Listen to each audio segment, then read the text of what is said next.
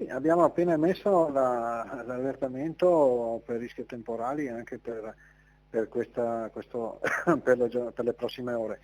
Teniamo però presente che quanto accaduto ieri sera ad Auronzo è un fatto eccezionale. 115 mm d'acqua in meno di 2 ore, un quantitativo di pioggia inimmaginabile, di poco inferiore a quello che si rovesciò su Auronzo durante la tempesta Vaia, ma in un giorno intero. L'evento di portata eccezionale si è scatenato ieri sera dopo cena e per un po' si è temuto il peggio.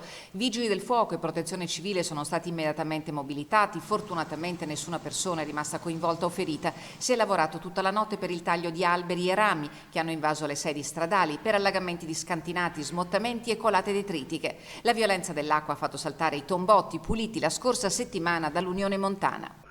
Situazioni in cui ci sono i tombotti dimensionati non correttamente significa che paghiamo lo scotto di decenni in cui si tendeva a tombare tutto e a coprire tutti i fossi e questo crea problemi. Bloccato da una frana e da una caduta di alberi il passo di Sant'Antonio sulla provinciale numero 6, dove i vigili del fuoco hanno recuperato una famiglia rimasta intrappolata in auto da uno smottamento. Stamattina a Monte dell'Abitato di Auronzo un geologo della protezione civile della regione ha effettuato un sopralluogo. La situazione attualmente sono in corso una serie di attività svolte dai vigili del fuoco e dai volontari della protezione civile che sono intervenuti anche un po' da tutta la provincia di Belluno e si sta cercando di tornare alla normalità. Ieri sera il maltempo ha interessato anche la Gordino, in particolar modo la Val di Garesse, dove 3 persone sono state fatte evacuare dalla loro abitazione a causa di una frana sulla comunale di Canale d'Agordo. Il centro funzionale decentrato della Protezione Civile del Veneto ha confermato per le prossime ore lo stato di attenzione in provincia di Belluno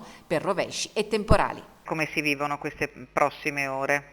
Ma queste prossime ore cercare di togliere più materiale possibile in modo tale che non vada ad ostruire ancora appunto questi tombotti e questi punti critici e dall'altra il ritorno alla normalità nel più breve tempo possibile, queste sono le due sfide.